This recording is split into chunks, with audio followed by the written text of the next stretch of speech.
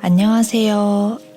오늘은 진정으로 행복한 사랑에 대해서 얘기해 보고 싶은데요. 요새 스스로에게 이런 질문을 자주 던지고 있었어요. 지금 행복한가? 여러분은 지금 행복하신가요? 아니면 그렇지 않으신가요? 지금 마음속 깊이 바라는 것이 있으신가요?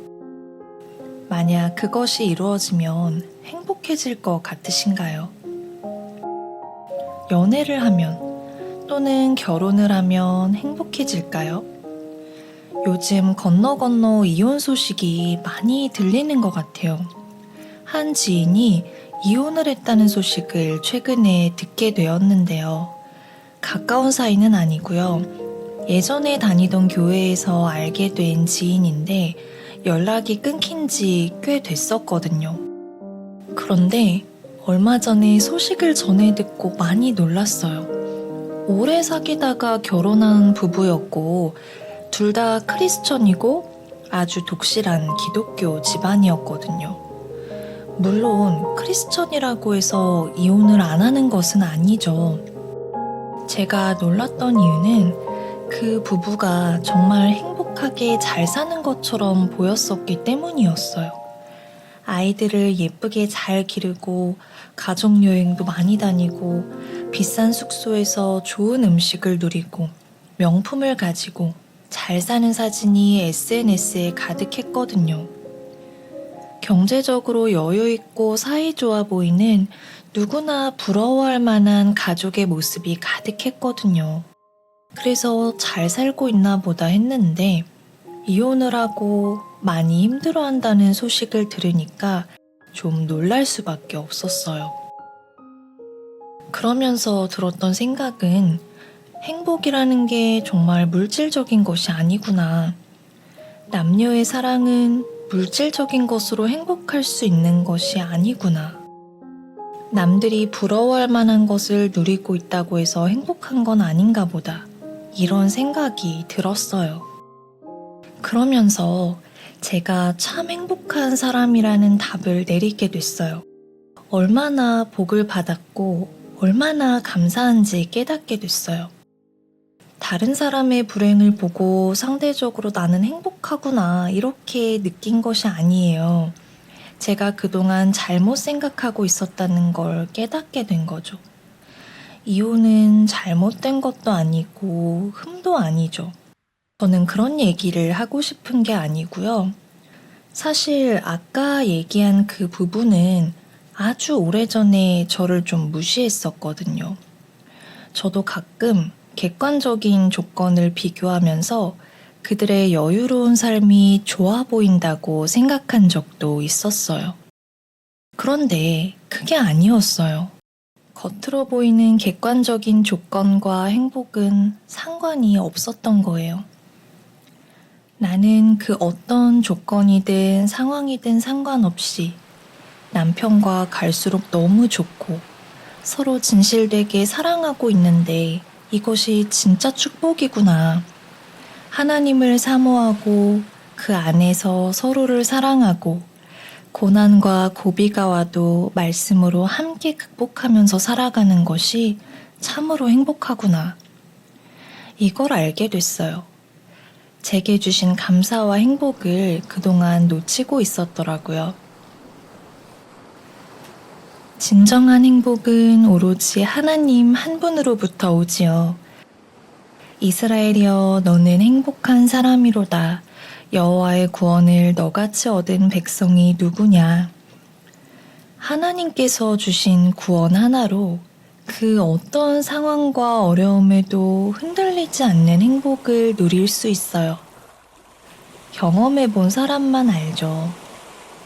그 어떤 세상 기쁨과도 비할 수 없는 은혜의 기쁨. 손에 쥐었지만 금세 사라져서 허무해지고 다시 고달파지는 세상 행복과는 다른 가장 깊고 영원한 행복. 그 근원은 오직 하나님이십니다. 그렇다면 진정한 행복이 오직 하나님께로부터 온다면 진정한 사랑도 오직 하나님 안에서만 가능하지 않을까요? 남녀 간의 인간적인 사랑은 오래 가지 못해요. 사람의 마음은 언젠가 변하고요. 뜨거운 설렘과 사랑은 결국엔 미지근하게 식어갑니다. 평생 서로를 바라보고 헌신하기로 약속해도 그 약속은 쉽게 깨지기 마련이에요. 애정이 없이 의무감만 남아서 아무런 의미가 없는 그런 관계가 지속되기도 하죠. 하지만 영원하신 하나님 안에서 하는 사랑은 다릅니다. 서로가 하나님의 마음으로 배우자를 사랑하고 서로가 하나님의 말씀으로 자신의 모난 부분을 깎아서 배우자에게 맞춰주고 비바람 같은 역경이 닥쳐도 믿음 안에서 함께 극복하니까요. 그렇게 상호 간에 의지하고 신뢰가 쌓이면서 둘의 사랑은 시간이 갈수록 진해지고 깊어지고 또 완전해집니다. 여러분, 정말 행복해지고 싶다면 우리는 하나님을 바라야 돼요. 행복하기 위해서 물질이나 명예를 바라지 마세요. 물질과 명예는요, 하나님 나라의 일을 할 때, 필요할 때 주시는 것이지 우리가 쫓아야 할 것들이 아닙니다. 절대 그것들이 우리를 온전히 행복하게 만들어주지 못해요. 모든 것을 다 가졌었던 솔로몬의 고백처럼요. 행복을 위해서 사람의 애정을 바라지도 마세요. 그 어떤 관계도 완전하거나 영원하지 않습니다. 유일하게 완전하시고 영원하신 하나님을 먼저 바라세요. 그리고 정말 행복한 사랑을 하고 싶다면 하나님 안에서 만나서 사랑하세요. 그리고 낭만을 꿈꾸셨으면 좋겠어요. 요새는 로맨틱한 사랑을 오글거린다고 생각하는 것 같기도 한데요. 사랑을 주제로 한 노래나 영화도 예전보다 많이 없는 것 같고요. 쿨한 사랑에 대한 얘기들은 있는데 말이죠. 그리고 점점 재고 따지게 되고 합리적인 사랑이 트렌드가 된 것 같아요. 근데 저는 아직도 낭만적인 사랑을 꿈꿔요. 허황된 감정적인 사랑이나 아니면 불같고 격정적인 사랑을 얘기하는 것이 아니고요. 비천에 처하든 풍부에 처하든 사랑할 수 있고 행복할 수 있는 그런 낭만이요.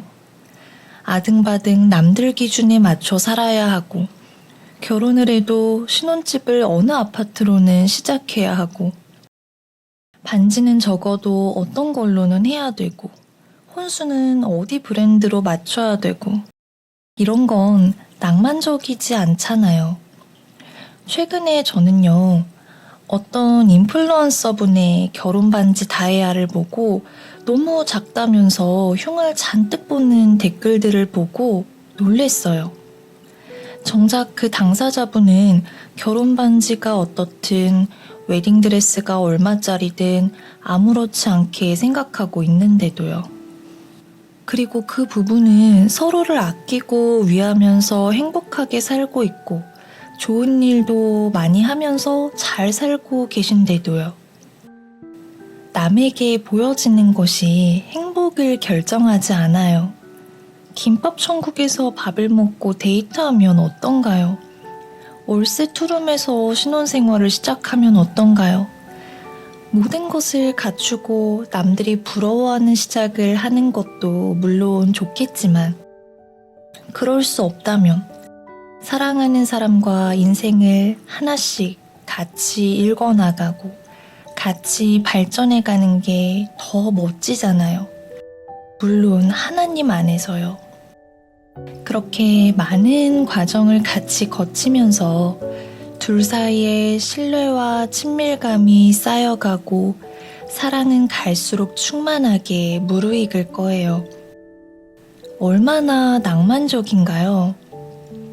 노년의 행복한 부부의 모습을 한번 상상해 보세요.